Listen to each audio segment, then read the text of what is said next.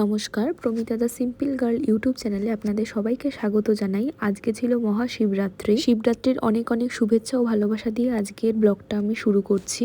Duty থেকে ফেরার পথে দেখে এই মন্দিরটা এত সুন্দর সাজিয়েছে। বাড়িতে এসে দেখি মা এরকম ভাবে সব ফল একটা একটা করে রেখে এভাবে সব থালি তিনটে আমাদের তৈরি করছে। আমি, মা আর দিদি পুজো দেব, তো এই জন্য সব এভাবে সব রেডি করছে।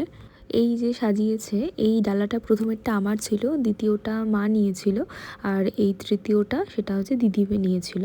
তো আমরা একদম রেডি হয়ে নিয়েছিলাম। তো চলো তোমাদের সাথে মন্দিরের সমস্ত ভিডিও শেয়ার করছি। এবার আমরা হেঁটে হেঁটে যাচ্ছিলাম, আর আমি এক হাতে ভিডিও করছিলাম আর এক হাতে ডালাটা নিয়েছিলাম। এভাবে যখন ঘরটা নড়ছিল না, খুব ভয় লাগছিল। যাই হোক, এ দেখো আমরা মন্দিরেতে পৌঁছে গেছি। প্রচুর ভিড় ছিল, আমরা তো প্রায় আধ ঘন্টা 45 মিনিট দাঁড়িয়েছিলাম। দাঁড়াও, তোমাদের পুরো মন্দিরটা একবার ঘুরিয়ে দেখাই। এখানে আমার দিদি দাঁড়িয়ে আছে। মন্দিরের গেটটা ফুল দিয়ে এত সুন্দর করে ডেকোরেশন করেছিল, পুরো দেখে মনে হচ্ছে একটা যেন বিয়ে বাড়ি। আর মন্দিরের এই সাইডটাতে না সব নিয়ম কানুন লেখা ছিল, যে কটা প্রহর, প্রথম প্রহর, দ্বিতীয় প্রহর। এ দেখো, তোমরা একটু পজ করে এই জায়গাটা একটু দেখে নিতে পারো। তারপরে আমরা এই দেখো ভিতরে ঢুকছি, মানে প্রচুর ভিড় ছিল। আর আমি তো তারপর ভাবলাম যে তাহলে আমি একটু ব্লগও বানিয়ে নিই এই সাইড করে।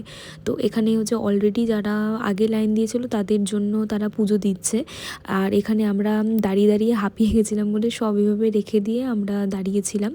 দাঁড়াও, মন্দিরটা একবার তোমাদের দেখাই কি কি ঠাকুর আছে। এখানে শিব ঠাকুর আছে, এখানে কালী ঠাকুর আছে, আর এদিকে রাধাকৃষ্ণ ঠাকুর আছে। তো এখানে সব একজন একজন করে এরমভাবে ডালা দিচ্ছে আর সবার নামে নামে পুজো হচ্ছে। এই শিব ঠাকুরকেই আজকে আমরা জল দেব। তারপরে আরতি করা হলো।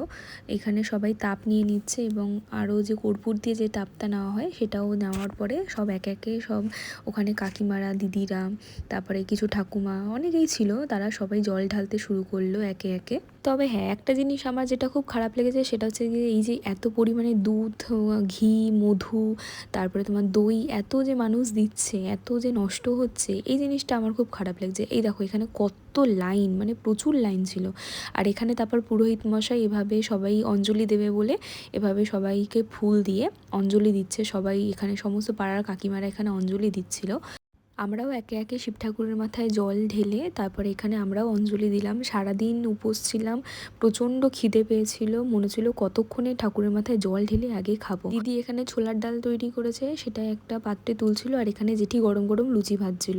তো আমি বললাম যে দেব, তুই আমাকে আগে খেতে দে। তাই চরণামৃত খেয়ে উপোস ভাঙার পরে এভাবে আমরা লুচি নিয়ে নিয়েছি আমি, আর এখানে আলু পটলের একটা তরকারি আর ছোলার ডালের তরকারি নিয়ে আর শেষ পাতে মিষ্টি নিয়ে আমি খেয়ে নিয়েছিলাম। কেননা সারাদিন হচ্ছে বাড়িতে থাকলে নয় ঠিক আছে, কিন্তু ডিউটি করে আসার পরে এভাবে আমার মানে আর শরীর চলছিল না। যাই হোক, ফেরার পথে দেখি আরও একটা মন্দির, সেখানেও প্রচণ্ড ভিড়, মানে প্রচুর লোক তখনও লাইন দিয়ে দাঁড়িয়ে রয়েছে, এপার থেকে ওপার দেখা যাচ্ছে।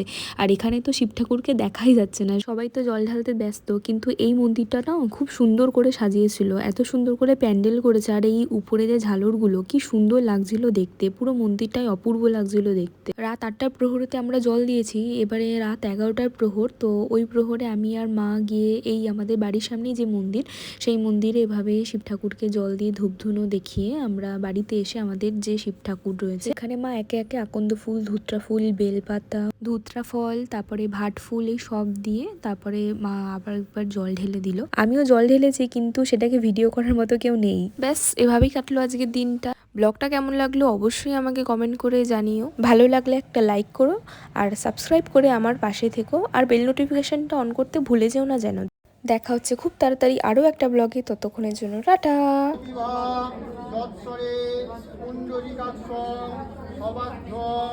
অভ্যন্তর সূচি নমসূচি নমসূচি নমসূচি।